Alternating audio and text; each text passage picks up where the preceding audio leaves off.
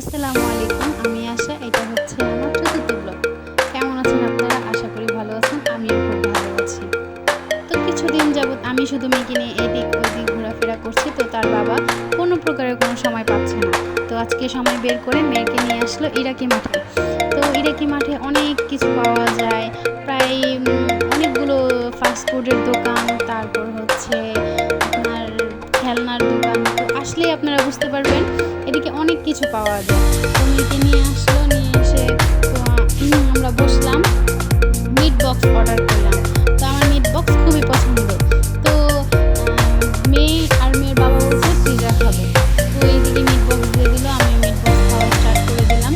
তো এরপর বাবা আসলো, বাবাকেও একটু দিলাম, উনিও খেলো। মিট বক্সটা অনেক টেস্ট, আসলে এই দোকানের থেকে নেবেন, খুবই টেস্ট। তারপর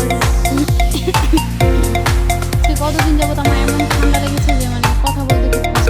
তো তারপর পিৎজার দোকানে আসলো, তো পিৎজা অর্ডার করলো। তো পিৎজা কীভাবে তৈরি করে তো উনি একটা ভিডিও নিয়ে নিল আপনাদের সাথে শেয়ার করার জন্য। তো পিৎজাটাও খুবই টেস্ট ছিল, অনেক টেস্ট ছিল পিৎজাটা।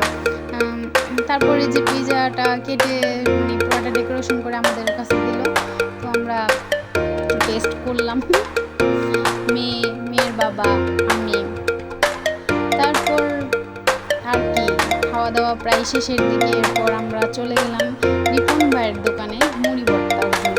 তো আমার পিৎজাটা আমি শুধু অল্পই খেয়েছিলাম, কারণ আমার মুড়ি ভর্তার দিকে নজর ছিল তাই।